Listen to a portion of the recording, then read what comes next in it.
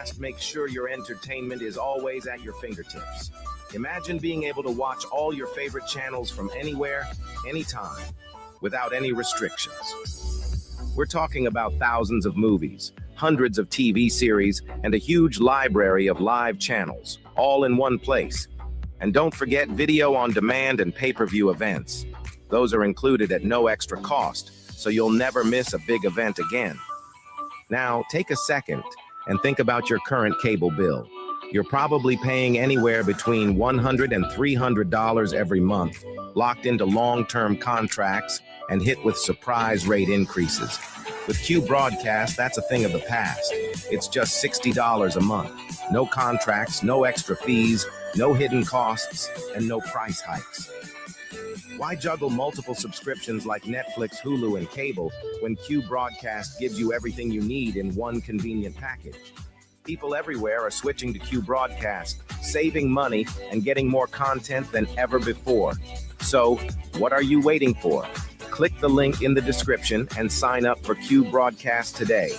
Just $60 a month, no contracts, no hidden fees. It's time to take control of your entertainment and start streaming smarter.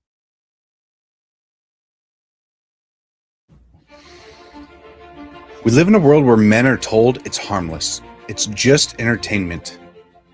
But let's stop lying to ourselves. Pornography destroys. It weakens your spirit. It dulls your drive. And it robs you of what real intimacy is supposed to be. Every click is a step away from the man you're supposed to be. We can't call ourselves leaders if we are slaves to a screen. As someone that is prior service, I know all about discipline. And discipline isn't out there, it's within your mind. Porn rewires your brain, weakens your will, wrecks all of your relationships. It doesn't just stay on a screen, it invades your marriage, your confidence, and your actual purpose. As men, if we don't learn to discipline ourselves, we'll be ruled by our impulses. Now, it is time to stand up and take control before this silent war takes more than you're willing to lose. Real men don't hide in the shadows of shame. We step up and we protect what's ours. We fight for our wives and kids, our own hearts. Twitter isn't just an app, it's a weapon. It's a tool used to break free and start living like the man that you're meant to be. The battle's here and it starts with you. You can stop living in shame and you can break free today.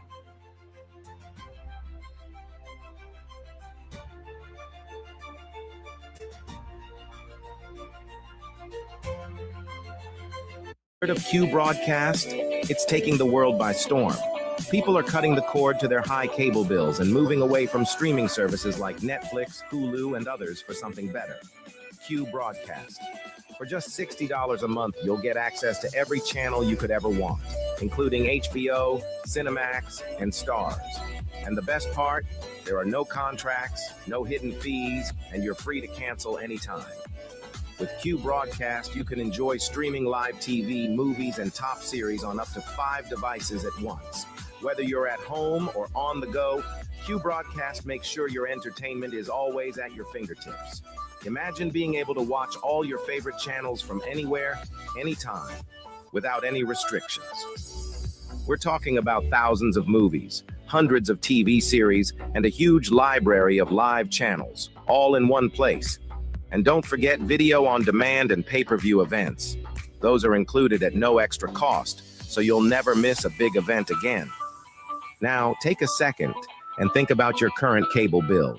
You're probably paying anywhere between $100 and $300 every month, locked into long-term contracts and hit with surprise rate increases. With Q Broadcast, that's a thing of the past. It's just $60 a month. No contracts, no extra fees, no hidden costs, and no price hikes. Why juggle multiple subscriptions like Netflix, Hulu, and cable when Q Broadcast gives you everything you need in one convenient package? People everywhere are switching to Q Broadcast, saving money and getting more content than ever before. So, what are you waiting for? Click the link in the description and sign up for Q Broadcast today.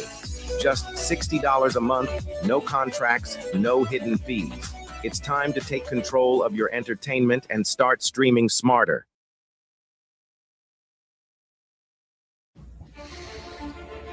We live in a world where men are told it's harmless. It's just entertainment.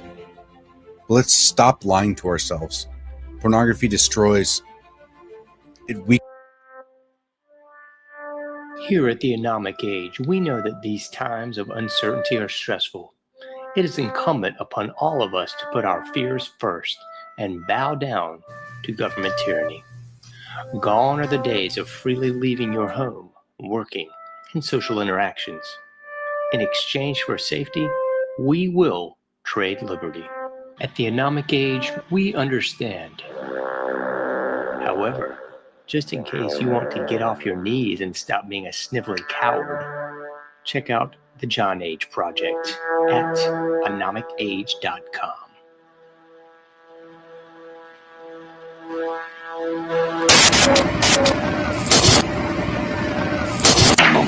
Meet Ann Morrissey, who is here with her daughter, Dareth. Dareth is 17 years old. Mrs. Morrissey, I don't have to tell you that most parents would be extremely depressed if their daughter came home one day looking like this. I assume that was your response. Shock, anger, depression? What was it? I was extremely angry. I really went bananas. Yeah, how old was she when this happened? Possibly 13, 14 years old. We're talking like it's a disease, isn't it? Well, Yeah. How did she explain it to you, Mrs. Morrissey? there was very poor communication until we went into counseling. And it almost broke up our family. But through counseling and Serena, I can understand it better. What do you understand? That she feels like she doesn't want to be like everyone else. And she wants to be her own person. And through the dress code and her lifestyle, she's expressing this.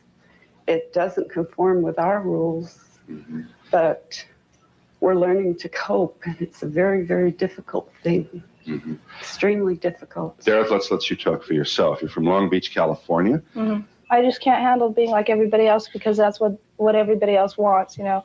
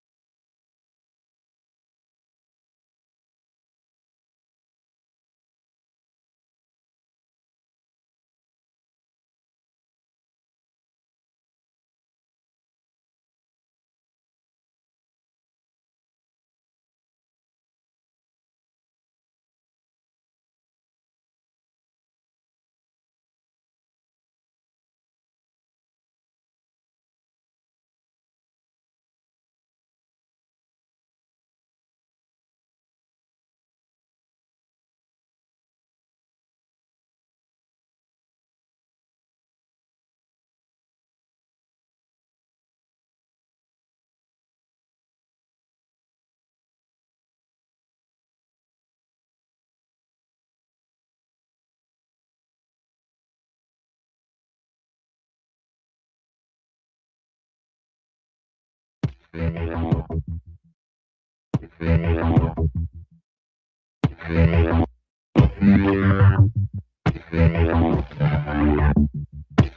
know something is wrong, and it's time to stand up. You are listening to The John Age Show. Trust no one. Trust no one. Trust no one.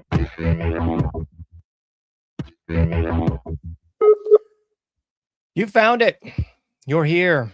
You're headlong down the runaway train that is the anomic age. I'm your host, John Age. Thanks for being with us today in the not so wee hours of the PM. Please check out anomicage.com if you've not already done so. Like all the likes, subscribe to all the subscriptions there. PayPal.me/anomicage, Patreon.com/anomicage as well. If you are so inclined, that's going to be the best places to find all things me. And also, we got the free app, the free newsletter, subscribe by email link, all that and so much more right there at anomicage.com. So please check that out if you've not already done so. And if you're checking out the live stream right now, it's going to be available right there at anomicage.com. I'm also on Twitter and Facebook, rocking out live right now. So thanks if you're tuning into that. If not, you can get the full segment of the show, anomicage.com. Curtis Stone is our guest today. Thank you so much, Curtis. Urban farmer. Curtis Stone is a farmer, author, content creator, and so much more. If you're looking for his information as far as the URLs, they're up there at the homepage. The main one, we got freedomfarmers.com. Curtis, how are you, sir? Thank you so much for being with us and hanging out today. Happy to be here, John. Yeah, doing great. Having a nice, easy transition into winter. Yeah, not too bad up there yet, huh? No, it's lovely. It's last winter was snowpocalypse right away, but this winter we're waxing and waning, and so getting things ready on the homestead for a lot of snow, but it's not here yet, so it's all good. Perfect, man. Well, I'm excited to have you on. I couldn't believe when I was looking at the dates. It was 2019, I think, when we last talked, which was way back to like episode 50, which seems like forever ago. And I guess it was, but it doesn't seem like it sometimes. Yeah. Well, a lot's changed for me in that time. I'll tell you that. I'm not living in the city anymore. I'm not an urban farmer anymore. And so, yeah, no, it's been, and that was before the whole COVID debacle too, right? So, yeah, it's been a while. Well, what's been going on in Canada there? I know you're over the border, so it's a little bit different, different everything. What's going on? What's happening? What's on your radar? Yeah, well, you know what? I don't think anything's different. I think the New World Order is in full operation mode around the world. And really, if you don't get lost in the minutia of the pointless political narratives, it really is all the same thing. It's all just the same old bullshit. But I live off grid now, so I don't see any of it except for when I go on Twitter and check in on people, But other than that, we live a really cool off-grid lifestyle. We're growing a ton of our own food. We live on a large acreage now. I've been developing ponds and all kinds of food forests and more gardens, building more greenhouses, and just doing what I love doing, but doing it for more of the reason of being able to survive a war of attrition. Yeah. So, that's what's going on here. And that makes so much sense, man. I think I actually talked to some kids yesterday and just kind of talking about how everybody can sort of be a mentor for somebody, whether or not they know it or not. People are looking up to you. I mean, I'm speaking to you today, but I mean, everybody. And I love what you're doing because I think it is inspirational to so many people. I mean, my wife and I are talking about the same thing that you already did, talking about, man, we got to get out of the city and get just away from this nonsense because it's such a toxic existence. I don't think I'm breaking news to anybody, but it's such a toxic existence. No, it is. And it's toxic on every level. And now, post, lockdowns and, insanity we had for a couple of years, a lot of that toxicity in people's minds didn't go away. The woke mind virus turned into the fear of pandemic virus. And then now it's turned into fear of the latest thing. You know, what do they want to get you in today? They want to get you arguing about Israel and Palestine. They want to get you into supporting a pointless war in Ukraine. They want to get you into hating your neighbor, right? They want to get you into as much fear and paranoia as they can. But, you know, on the other side of that, if you choose to not engage with it and choose not to live in that, you can actually craft yourself a fairly nice life. I still think it's just as possible to be free as it ever was. And I wonder sometimes if it's actually getting easier as the BS is getting easier to see. The solutions are in a way are easier. It's not that it's easy to do those things, but to see the path out is easy. And I think, you know, that's kind of where I'm at these days, is I just look at all the nonsense going on and I go, how can anybody not see this? Is it, you know, it's like every major leader of every Western country in the world's a total buffoon. Yes. And that almost seems intentional, because it almost seems like some form of gaslighting to the population. But again, it's so easy to see the lie. After COVID, like, they can't really do anything else that you're going to believe ever again. So yeah, in a way, I'm kind of optimistic about, you know, people's ability to get away from it. It's just, will you choose to do it or not? And it always comes down to a choice. I think that's so spot on, man. And like, for whatever reason, I've been thinking this for the last couple of days, kind of like approaching this interview with you, because I was so excited about it. But this prospect of being ungovernable, don't be governable. And I mean, I know last time we talked, we even got into the old school punk and hardcore days and all that stuff.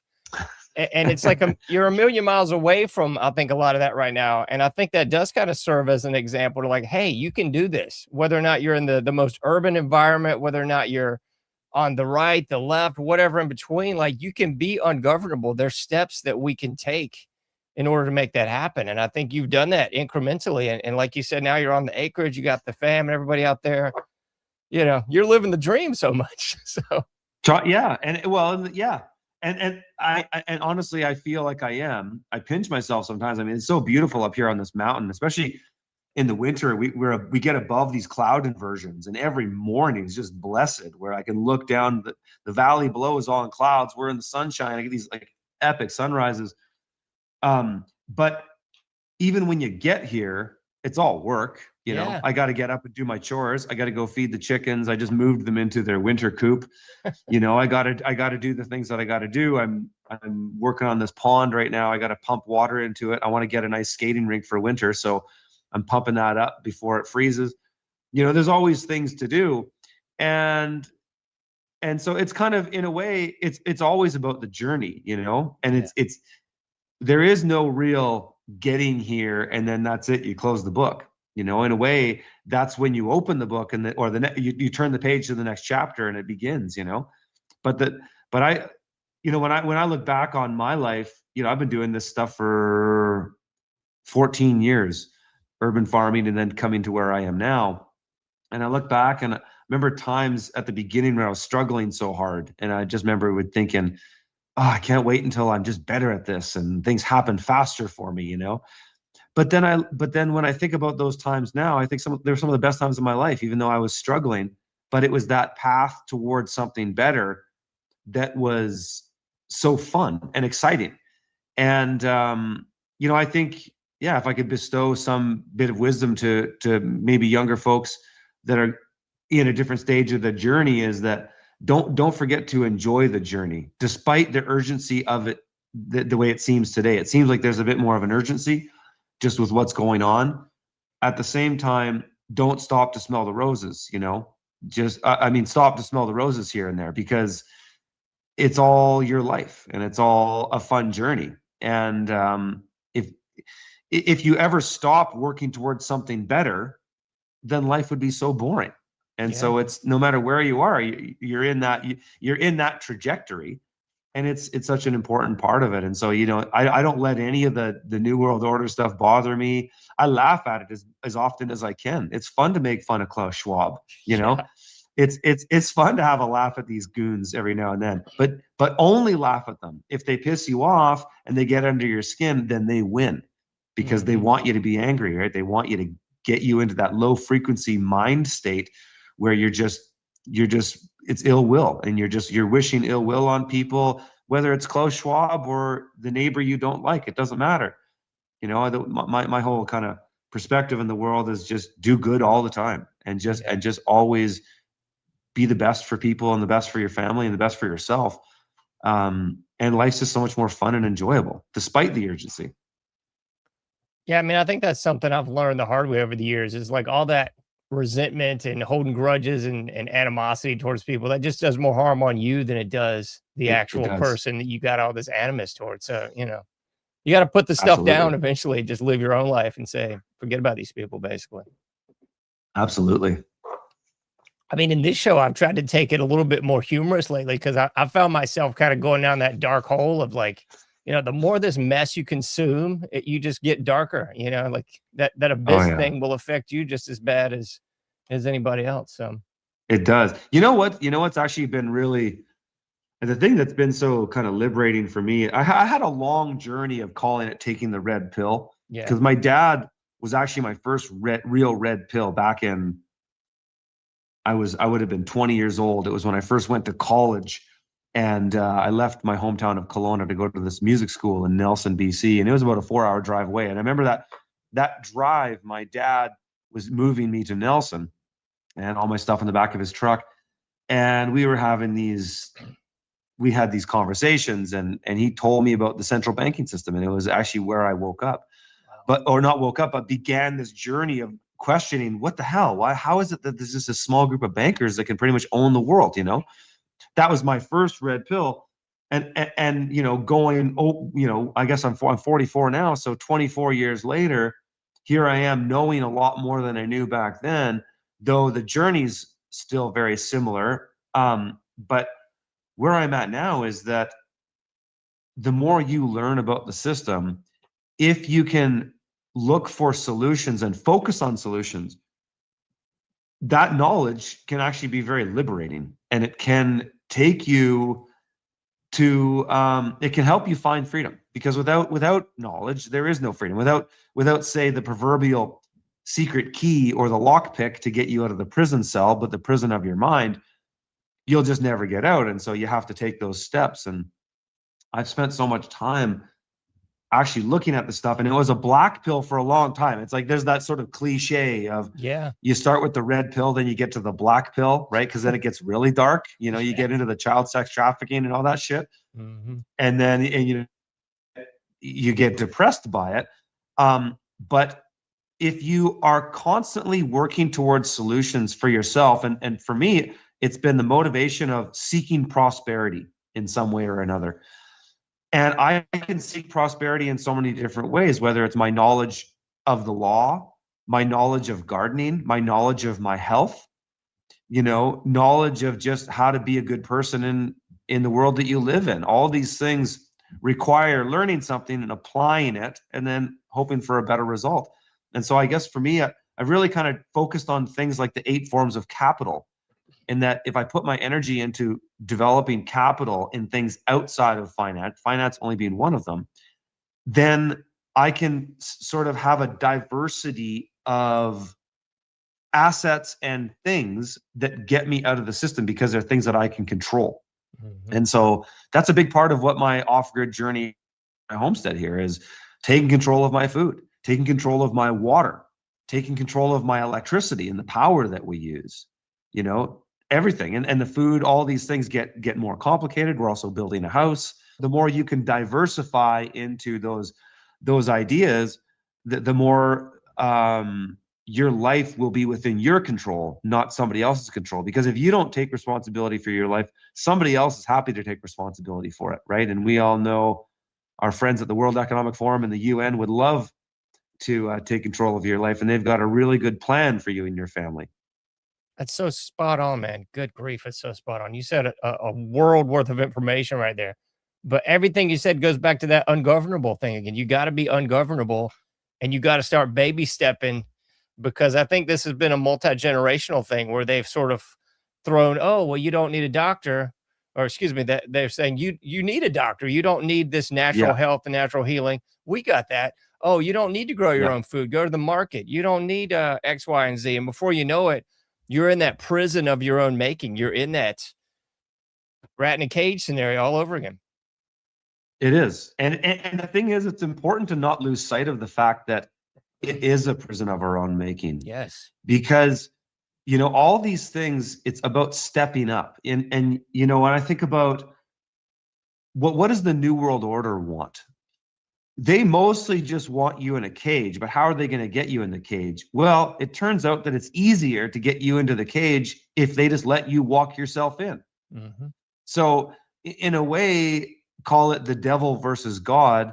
The devil wants you to do nothing. The devil wants you just to take whatever easy, convenient route will get you into the cage. And most people are willing to do that. They'd rather do that than the hard road, which I think is the path towards God, is to take responsibility and own it, own your life. If you don't own your life, the devil will own it. And so God, I think, wants us to step up. And I think when I really pull the lens back and think about the time that we're in, my gut sense is that we're in a time of responsibility, in the sense that we're in a time of absolute convenience at the same time. So it's kind of like the parable of what's the story where it says it was the best of times, it was the worst of times. Mm-hmm. It's the ultimate dichotomy of existence, is that as technology, communication, services the government and corporations provide get more available and easier to use and engage with than ever, at the same time, the need to get away from those things and take the responsibility for your life is also greater than ever. So it is the best of worst times, or it is the best and worst times at the same time. And I think so much of it kind of goes back to that maturation. I mean, you were talking about how all this requires work. I think a lot of people sort of think, oh, great, I'm just going to move out here and throw some money at it, and I'm actually going to turn into, you know, farmer like Curtis here. But that's not really the case.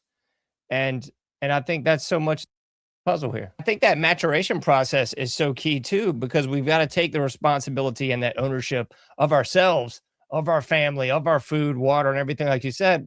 And, you know, the society now wants to just promulgate that forever adolescence, that sort of Peter Pan thing. Oh, well, you can just live into your 30s in your mom's basement and somebody will care for you. But I mean, what you're talking about is the opposite of that. And I think that's why it's sort of that clash of two different realities.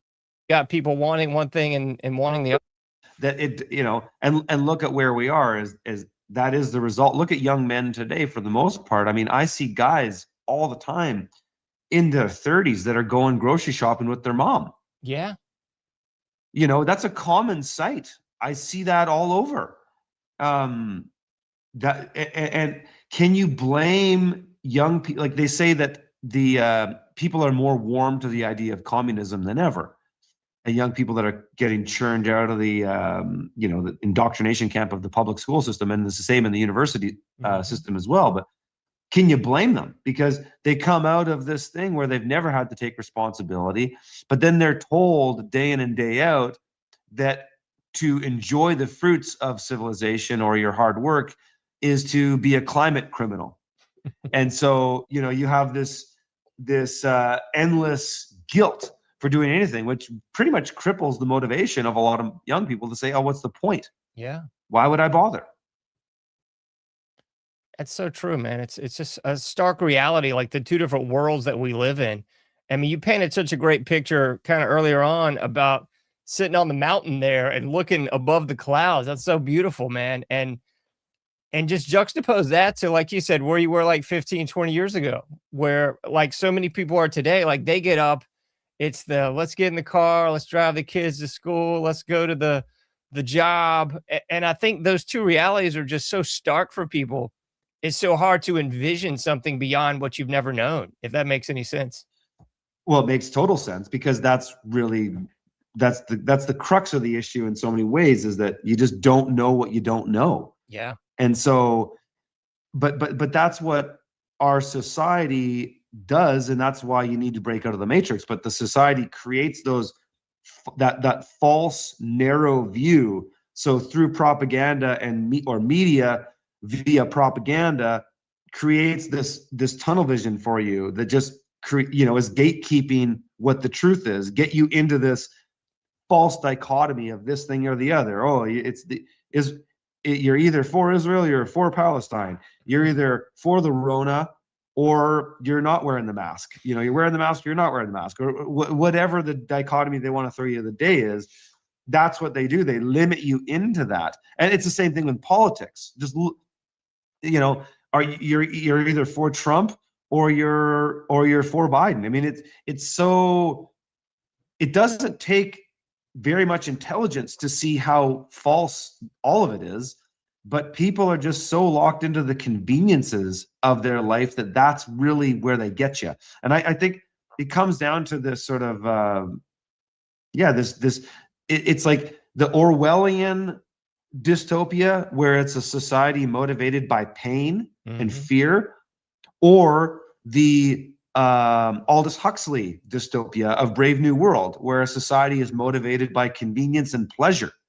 And so I think we've gone where the New World Order would like to take us is the one via the Aldous Huxley idea, because it's actually easier, is that they'll just walk themselves in there. Whereas if you want to have a totalitarian state that really needs fear and pain, you have to inflict that. And that's hard to do. It's harder to do, especially because a lot of people who work in the government might not want to do it.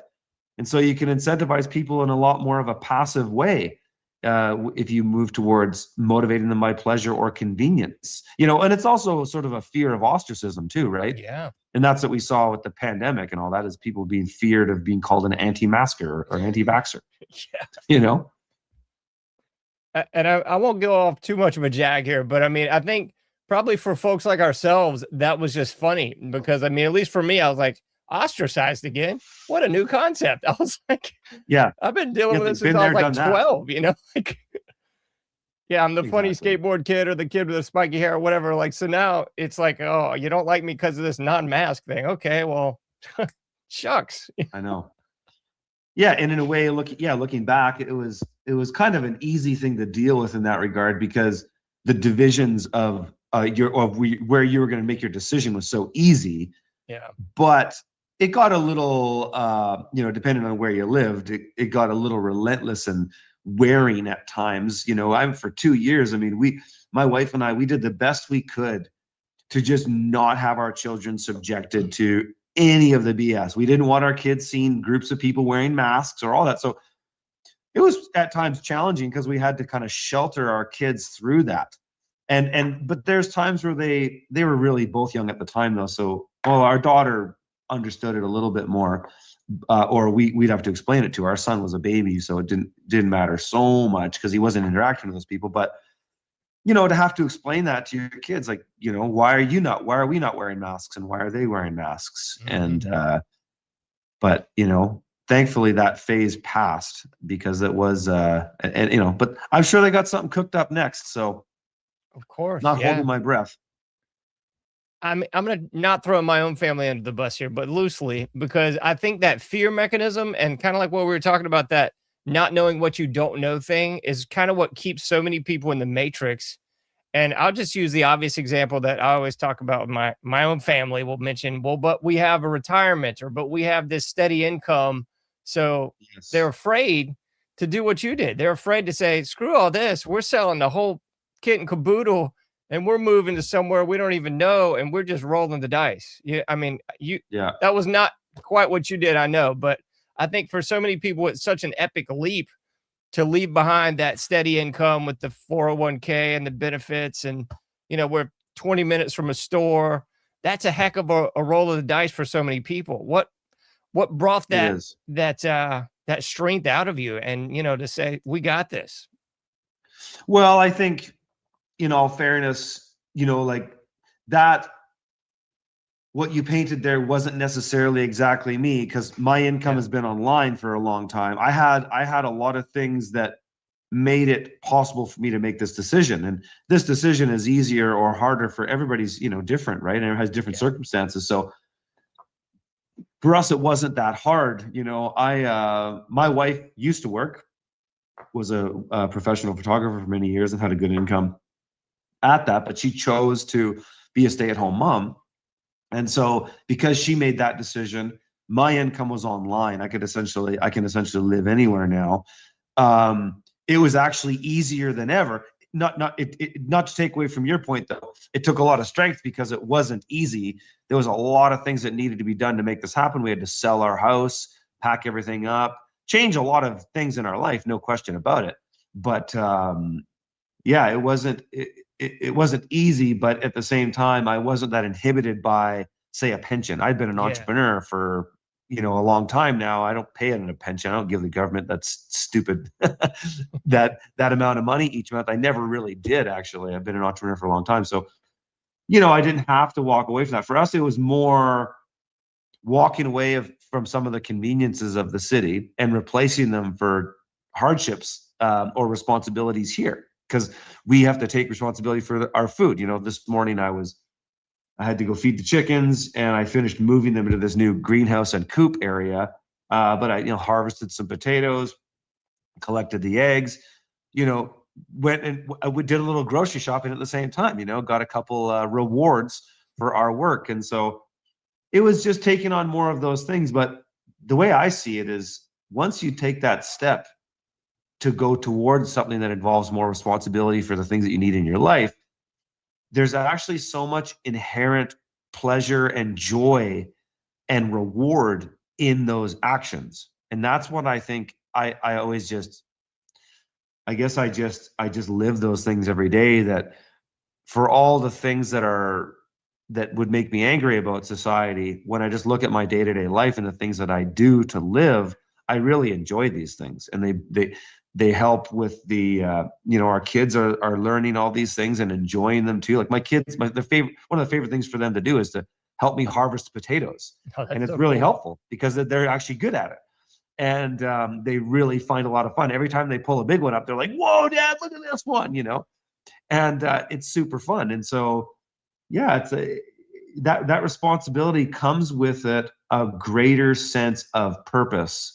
And for me, it's like kind of going back to those 8 forms of capital, is that if I can stack functions in my life, in the sense that instead of just going to work to go to a job to get money, money's taxed, it's inflated, it's coerced one way or the other, or incentivized one way or the other. And then there's so many complications with all that money.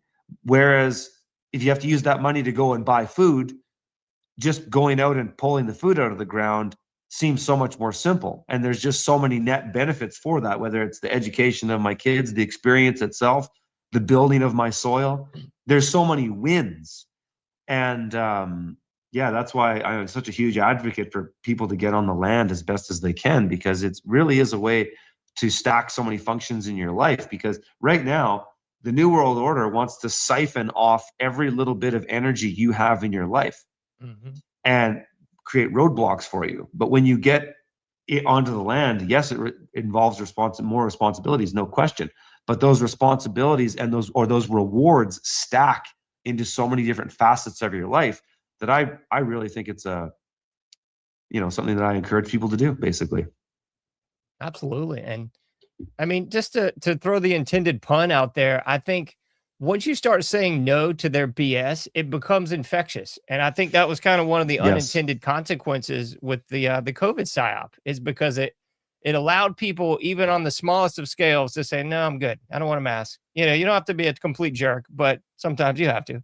But, just those small little, just saying no on this tiny scale, that'll give you that internal drive or that confidence or temerity or what have you, to be like, oh yeah, I don't have to say yes to all this malarkey. We can just say, forget about X, Y, and Z and just start being our own self-governing people. The COVID psyop really gave people that opportunity to start saying no on these smaller items. And then that confidence builds and they begin to be more self-confident and say, no, I can say no to more and more things that the governments are throwing at us. Yes, exactly. You can say no, because at the root of it all, and this is something I've been trying to just kind of show people on my Twitter feed lately, is that there's a reason why it's important. Like I always try to red pill people with the government being a corporation. And so If they're Americans, I point them towards the 1871 Organic Act, which shows how the idea or the United States was converted into a corporation in Washington, D.C. And then in Canada, how you can find Canada as a corporation registered on Pennsylvania Avenue in Washington, D.C. I show people that. And anybody who's really smart, like some people just blows them away and they go, I don't know what to do with this information. But then somebody who's really smart will say something similar, but it'll be a bit more proactive in that, okay, now that I know that, why is that important for me and what can I do with it? It's to that if everything is a corporation, everything is business, to do business, it requires a number of things. It requires a meeting of the minds. If you want to do a contract to somebody, you have to have a meeting of the minds, you have to have full disclosure, and you have to have consent. Mm-hmm. And so it fundamentally shows you that if everything is a business and everything is a corporation, it fundamentally comes down to consent. And you might ask, well, how do I know that I'm consenting to one thing or the other? And the answer is you often don't. But it's because you never read the terms of service. Yeah. And with every law, there's a terms of service. It's a statute, it's an ordinance, it's whatever you want to call it in legalese. It's there, it's written. And there's an old legal maxim that says ignorance is not an excuse in a court of law. It essentially means that just because you didn't know doesn't mean that you weren't in the wrong. And we all know that what's illegal or legal isn't a question of what's wrong or right, but it is what they call you don't want to be in default. And so the more you know, the more free you can be. But it's you have to know that it is all consent. I mean, and there's always a way out. I mean, case in point here in British Columbia, when they brought the mask mandate, yeah, they published the statute or the mandate. And a mandate, if you look at the legal definition, is a decision that's made within a organization, but it is voluntary. And so you can look up any statute and find a remedy. You just have to read the thing. And in the British Columbia mandate, it was only about 2 or 3 pages long, but right there in Article 4, it gave a remedy that said that if you have a medical reason to not wear a mask, you don't have to wear a mask. It didn't say that they're going to ask you what that medical reason is. They didn't say you had to have a particular one according to whether you have asthma or this, that, and the other. It just says if you have a medical reason. And it's very easy to see that breathing is a good medical reason to not wear a mask. And so the remedies are there. They're always in plain sight. It's just, do people take the time to own that? And most people don't. That's so true, man. That's so true.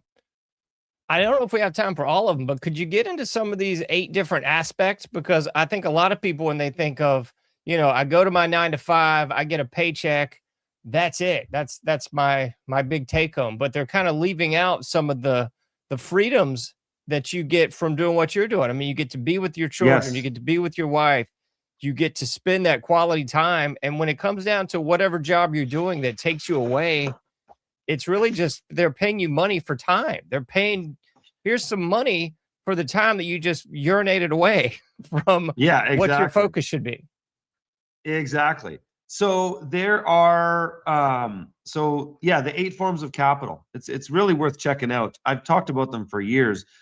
So financial capital, we all understand, right? It's financial capital is a pretty broad one because when you really look at the whole grand scheme of things, there's a lot of different types of finances, right? There's currency, there's real money like gold and silver. I call Bitcoin real money because it's not somebody else's liability. Like any type of financial asset that's somebody else's liability isn't really yours. Whether it's a stock or a bond or even a dollar, the value of those things is totally out of your hands. And not the value, but the possession of those things is out of your hands because the stock can collapse and lose its value. A dollar or a currency unit can be printed into inflation. But a unit of Bitcoin or a piece of gold and silver is you can control that and take it. And so that's financial capital. Then you have something like social capital, which is your relationships that actually have intrinsic value, right? If you're a good person, you have goodwill, that always comes back to you. So that's actually an asset that you can control, because you can either choose to be a good person or not. Family capital, your family, your relationship with your family, that's actually a resource, right? If you have a family, that's something. If you don't have a family, then you don't have much family capital. Experiential capital, the experiences you live in your life guide and make who you are. You know, that's super important, because some people have a lot of experience in one particular way and some people have none. One here that's on my homestead that's super important is natural capital. So when you have the ability to own land and put roots down, as they say, you can now create natural capital. So for me, I built 2 ponds this season that can hold accumulatively about 2 million liters of water. I've planted trees on my property. I've done all kinds of earthworks to move, store, or shed water. I've built gardens. You know, these are natural forms of capital. My chickens are a natural form of capital. You've got stored capital, such as things like resources, tools, equipment that you have. And having land and a place to put that stuff also helps you accumulate that type of capital, right? Mm-hmm. You have knowledge and information. Information is a form of capital, right? You can store that. You can use it to better yourself. So you have all these different forms of capital, and another one would be cultural capital. You know, the cultural experiences that are shared amongst a group of people, a family, or whatnot. So these are all forms of capital, and financial capital is only one of them. And the neat thing about them is that they kind of intersect in some ways, and that you can use natural capital to produce financial capital, right? I can use my farm to produce money. I could take money to produce natural capital. I can take money and go and buy some trees, or I can go and buy some equipment or whatever. But the idea is when you have this perspective, you can arrive at this sort of holistic view of how, you know, there's many different ways to look at the world holistically, but this is one of my favorites, is that you can have a really holistic view of how you can store capital to better your life, to work towards prosperity. And money's only one of them. And when you're stuck in the money game, that's a bit of a rat race. Because, I mean, anybody who's read books from, say, like financial books like Robert Kiyosaki's Rich Dad, Poor Dad, understands that the rich, the very rich, they know about the 8 forms of capital very well. And they know to not keep they don't hold big amounts of dollars. They hold enough so that they can spend here and there. But the rich get their money into assets, right? They buy land, they build homes, they buy apartment complexes, they buy off governments, right? Whatever it is. But you don't want to hold an asset, no matter what it is, if you can't control it. At least not for long. You know, some of these things are transitory, and that's kind of by their nature, and that's okay. But you know, this whole perspective was super liberating for me when I learned about the 8 forms of capital, because you live your life thinking that money is everything, and the system is based on money, and that's kind of how it is. But that doesn't mean it has to control you that way. You can move in and out of that state at your desire. That's so spot on, man. I swear. I know I've said that 3 times probably during our interview, but it's so true, man. And I think, you know, that perspective a lot of people have, like, oh, if I move out in the middle of nowhere, I'm going to lose all my connections and my contacts. And I don't know if that's true or not. I mean, you could speak to that more than anybody, but I don't think that's happening. No, it's not for us. And, you know, and you also meet new people. I can tell you that I have more close friends here in this tiny area. Well, we're super rural. We're not even in a town, but, you know, we're 20, 30 minutes out of a town, still a fairly small town. But I have more close friends here than I did in the bigger city that I lived in, Kelowna.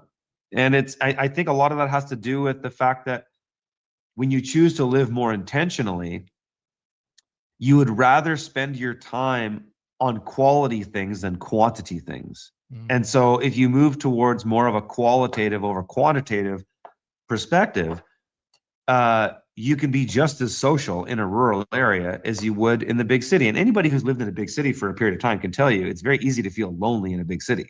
Yes. You know, I lived in Montreal for 6 to 8 years, and I felt very lonely and empty and couldn't connect with people. So it can happen anywhere. And that social capital aspect is so key, because I think a lot of people get those two conflated and they think, oh man, I've got all these friends, whether they're real or imaginary, in their urban setting. But I think the social capital aspect is so key, because the real friends you want are the ones that are going to be there to help you when whatever craziness happens, the hot water heater goes out, or there's a, you know, something crazy that you need help. You need to call somebody right then. You don't want to try to dial like 7 or 8 people to see if somebody can help you. The best people to spend your time with or to surround yourself with are people that are times in hard, are friends that are there for you in hard times. Everybody wants to be around in the good times, but a real friend is somebody who's there to be with you all the way. And I think, I mean, for me, the older I've gotten, the more that, and having a family, you have to just prioritize your time. And do you want to spend it with people that are only there for you for the good times? No, because there are going to be hard times. Everybody experiences hard times in some way or another. And so that's what real friends are. I've found that it's easier to find real friends in this kind of scenario. There's something about people that live in the country that when you live in the country, you just by nature of that have to take ownership and responsibility for your life day in, day out. You know, one example here is we live on this dirt road. It's a rural dirt road. And yeah, there's supposed to be this company that plows. They got the government contract to plow that road in the winter, but sometimes they take 3 days to do it. And so sometimes I just go down and do it because it's not that long of a road, and I've got the equipment, and I got to do my 1 kilometer long driveway anyways. So I go do it. And a lot of my other neighbors are the kind of neighbors that do the same thing. And so there's just something about people in the rural setting. You're more likely to find people who own it. And I find they are just the kind of people I'd rather be around, because they're the people to help you no matter what. Whereas you're living in some apartment complex with 60 units, you don't even know the neighbor across your hallway, most likely. No. But when you, and it's an interesting observation too, because those people live in higher confines. So there's more people in a smaller area. You could assume just logically that you might have interactions with people, more interactions with people, but that's not the case, because when you don't need to have a relationship with somebody, you don't. And so most relationships are based on needs and benefits. Yeah. Whereas in the country, you need to have those relationships with people because they just happen, because things go south more often and you have to take responsibility for things. So you get to know people better. So I actually think living in the country with, 1,000 times or 10,000 times less the population that you'd experience in a city, you actually have a better chance of fostering more healthy relationships. That's at least been my observation. Just build that character. I mean, that's what it boils down to. It strengthens that relationship. It strengthens that bond. And I think that's awesome. Absolutely. Absolutely. And one more aspect, I don't even think you talked about it, but I'm going to throw it in there too, is that when the proverbial stuff hits the fan, you want those people that have been battle tested in whatever the hardship is. And I think especially in the urban centers now, it's everywhere, really, it's ubiquitous, but there's so much mental illness. There's so many people on SSRIs. There's so many people that need their fix of booze, alcohol, drugs, or what have you. And, when they stop giving out the stuff, then there's going to be a whole sort of zombie apocalypse that I don't think most people are even ready for. I know they're not ready for it. No, they're not. Because, the other thing you didn't mention there, which is connected to what you were talking about, is they're dependent on a litany of things that are bad for them in some way. And one of those things that's really bad for you is government. And the closer you live to large amounts of people, the closer you live to government, because government is just a service corporation and they provide services for people. And so there's this sort of scale I like to think about, whereas from freedom to tyranny, wherever there's tyranny, there's higher concentrations of people, because government goes where people go. And towards freedom, you have less people, but more responsibility. So when the times get tough, people are so dependent on the state and the corporations and services that are provided for them that they won't even be able to manage life. And it is, as you said, a zombie apocalypse. I'd say we're already in the throes of somewhat of that now. Just look at the mental breakdowns people are having. Look at that last thing with the trans shooter, that thing down in Tennessee, and then that they leaked. And just look at that ideology for what it is, just totally objectively. You don't need to even go down the rabbit hole and the history of it all. But where is that manifested? It's manifested in cities because governments provide education for most kids who live in cities. And so where do they get these ideas from? People that are homeschooling their kids out in the country here, we don't see that stuff. We don't see the woke stuff. Not to say that it isn't around, because it is quite pervasive and it's been going for so long, but these are all products of the fact that human beings have been living in cities for a while now, but historically, in the long history of mankind on this planet, we haven't been living in cities very long. And the cities are sort of a failed experiment because people don't like to be cooped up. Like, look at all those experiments I've done with rats and cooping them up. Like, there's that one that's called the Rat Utopia experiment, where they just showed after 100 rats, it just all starts to fall apart. Yeah, the Universe 25 study. Yeah. Yeah, I think that's what it's called. But you can see this transpiring right now everywhere. It is the whole idea of the melting pot. The American idea of the melting pot has failed. And the Canadian equivalent is the mosaic, which is this pretentious idea that we can have this politically correct society where everybody lives next to one another and gets along but maintains their heritage. They're both lies. People don't like that. People like to be around their own kind, and there's nothing wrong with that. But this is why cities just are falling apart, and it's getting to the point, especially in some of them, where it's a risk to your life. Look at San Francisco. Look at Vancouver, British Columbia. Absolute hellholes that are dangerous now. They're violent, and since they switched the last switch on the Israeli-Palestine issue, all these, I'm actually on that issue. I'm totally for the Palestinian people, and I don't support Israel in any way. At the same time, a lot of the protesters are just turned on. They're just sleeper cells. They're just completely propagandized, and they don't really know the greater issues. But look at the division that's causing now. A couple of years ago, or even a year ago, we saw Christians and Muslims really coming together in a lot of major cities, especially even in the UK, where the tensions are higher than anywhere, coming together and saying, stop this woke stuff. We want this out of the schools. Now they're all fighting because, the old faithful issue of Israel-Palestine gets flipped on, and now everybody has to assume the position, Exactly. Yeah, Ridiculous. They seem to just pull these right out of the hat when they need them. It's like, it's time for another pile of refuse for everybody. Here, let's flip this false flag. Let's flip this narrative up. And I mean, you said something so profound, and I think it's so spot on. And a lot of people aren't going to love this, but people like to be around their own people in their own spot. I mean, yes, we can all get along. We can have intermarried and interracial children and everything under the sun. But at the end of the day, Asian people usually like to hang out with Asian people. Spanish people love to hang out with Spanish people. That's not racist. That's the culture and heritage for thousands of years. They can intermingle and it's just and convenient. interact. Yes, that's true. Yeah.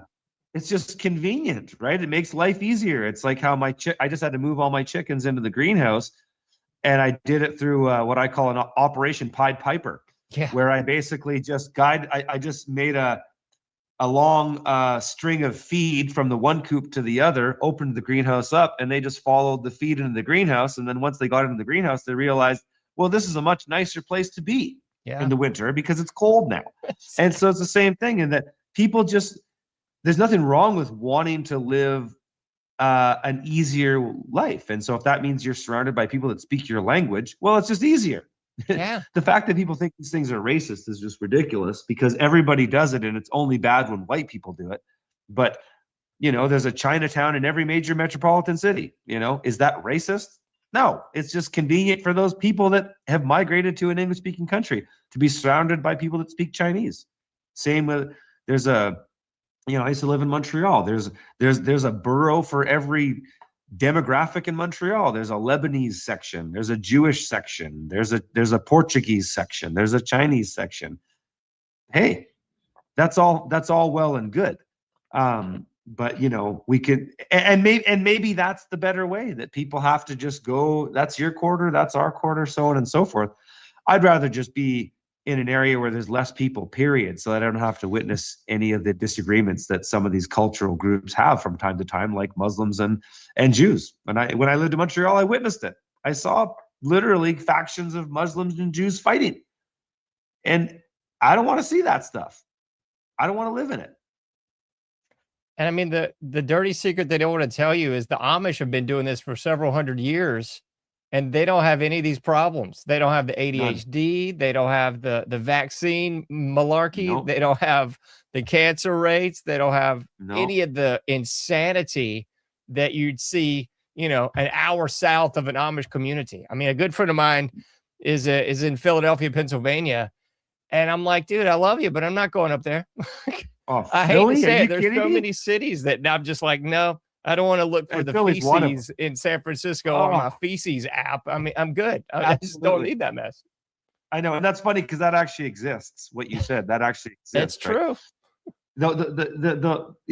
It's absolutely madness. And the Amish kind of figured that out, I think, a lot of these communities, Mennonites, Quakers, Amish, we have Hutterites in Canada. Yeah. They figured that out. Even when I lived in Montreal, I lived in the Orthodox Jewish area, and they had a similar thing, though they don't really control production in the same way that Amish do, but they have their communities, and they're not dealing with woke BS, their communities take care of the education of the children in that community, So none of this stuff is new. I just think that it's coming to a time where it's easier to see how important that is. And when you look at other communities that don't deal with a lot of the BS that we're dealing with in the Western world, you can say, that maybe now is something that's worth looking at. And to your point about the Amish too, is that they're actually exploding. Amish their populations are doubling. I've recently got involved in evaluating real estate for homesteads, and we have a program that we run now called the Homestead Accelerator, that if people are interested, they can go to freedomfarmers.com. But we publish a weekly list of homestead properties. So we go and we evaluate real estate. We start with about 200 listings that we comb through every week, and then we filter that down to about 10 to 15 that are real good, solid, what we call turnkey homestead properties. And we're finding properties in the Amish communities in Kentucky and Ohio that are amazing, because the Amish are moving on to bigger and better properties, but they're selling their properties. You can find, I looked at one property a couple weeks ago, 75 acres. It was an old Amish farm, just incredible. Everything on it's perfect. $350,000, fully operational farm, home, you name it. You can't get that kind of value out here. That same property in British Columbia would be $3 million. But the point I'm trying to make with the Amish is that there's a model of people that's succeeding, and they're doing well for themselves, and they don't care about what anybody in the mainstream media says. They don't watch television. They're not on social media. They're just crushing it in their lives. And I think we could learn a lot from that and those people. It's so weird, but I think it's so emblematic of the fouled up society we're in, that if all this futuristic transhuman, we're all going to live in a machine kind of mess is so admirable, then why are there so many people seeking people like yourselves and the Amish to get food from? Because the food's so toxic. Yeah. There's people abandoning big pharma because pharma's so toxic. There's people abandoning the cult of academia because academia is so toxic. I mean, it's kind of like you said earlier on, it doesn't take much to figure out how screwed up this all is, because everyone is abandoning ship. Everyone's going, screw this. I'd rather live in a lifeboat than the Titanic right now. Yeah, I think something that was exciting that happened out of the whole COVID scam was that, and you kind of said this earlier, but I think people after being lied to so obviously for so long, are starting to learn more and more to trust their intuition and just trust their instinct and trust their gut feeling towards an issue as it comes up. And so, yeah, we're seeing that. I mean, we're helping on a weekly basis facilitate people getting onto the land, and that's a rewarding thing to do. But yeah, we see so many people wanting this now, and yeah, can you blame them? You know, the opportunities vary from state to state, especially in the United States. But you know, the one thing that's great about the U.S., despite the madness that's happening there, but one thing that's still really good about the U.S. is that you have the states that if you don't like the way things are in Pennsylvania, you can just move down to Kentucky and not that far and find a whole different type of culture, political scenario, and even legal scenario that you go, yeah, a place like Kentucky might be a better place to live. This in the U.S., you have that ability to move around, and that's a convenience, right? It's a really nice thing. If you're stuck, you know, we're seeing right now this mass exodus of California. You know, I think California is now a net loser state as far as people that they're losing. I forget what it is, might be 500,000 people a year or something. I don't know if it's that much, but they're losing a lot of people every year. There's more people leaving California than moving to California. And then we're seeing other places in the US where they're just booming because a lot of people are coming together. You see this in, say, like the Ozarks of Missouri. A lot of people moving there. People leave and have not states like California and moving to places of opportunity like the Ozarks in Missouri, you know, or Kentucky, or some parts of Alabama, some northeastern Texas. You know, I'm seeing all these places that there's like some parts of Tennessee too. People just moving to and coming together, starting little communities and just de facto communities of people moving into one regional area and then cooperating with people that are close to you, you know, finding ways to cooperate and work together. It's kind of like these expatriate communities here in the US and Canada. It's still in the countries, but not so much.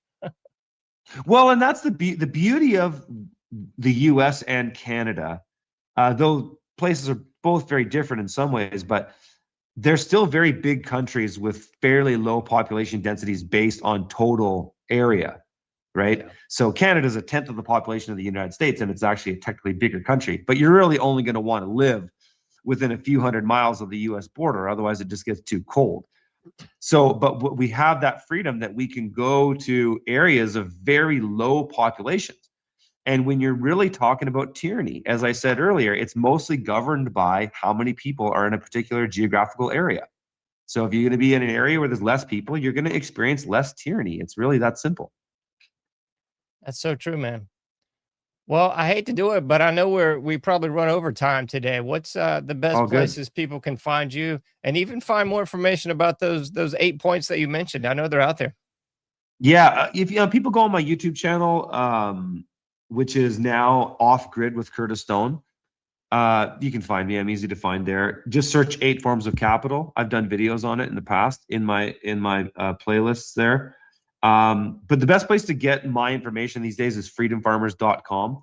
If people are interested in our Homestead Accelerator, which is a program where we basically find you ideal homestead real estate, they can check that out there. We've got an offer up there right now, where people can sign up for a monthly subscription and have access to all of our courses. So we publish online courses. We've got about 20 up there now and more coming. But people can sign up for, I think it's about $40 a month, and have access to all the courses. That some of these courses cost $500 to $1,000 each. So it's sort of a subscription service that people can sign up for. So yeah, freedomfarmers.com is probably the best place to engage me, and follow me on Twitter at OffGridStone. Some people are watching this here on Twitter right now, but I'm starting to post more content there because I kind of just think it's more rewarding than YouTube. On Twitter, I'm getting almost 1-to-1 followers per view. On YouTube, I get about 1 to 10,000. I'm sort of shadow banned, and YouTube's turning into another Philadelphia or San Francisco. It's just becoming this dystopian liberal hellhole where you can't say the truth anymore. So if you want to hear the truth from me more consistently, follow me there on Twitter at OffGridStone. Well, thank you so much, Curtis. And if you'll stick around for like 30 seconds, I'll say goodbye to you off the air, man. Right on, brother. All right. Thank you so much again. Well, folks, if you missed any of that, fear not. You can check it out at anomicage.com. We'll have the full show, the video and the audio, so you can take me and Curtis with you on the go and listen to it in the car, at the gym, or wherever you happen to be. And as always, please, you can't do everything, but you can do something. So do what you can for as long as you can. I'll be seeing you sooner than later in the Anomic Age.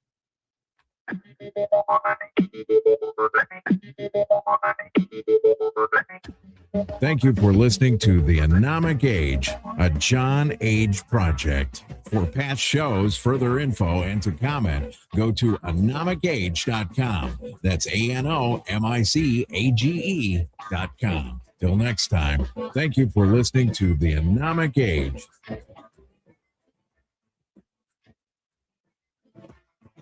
Thank you.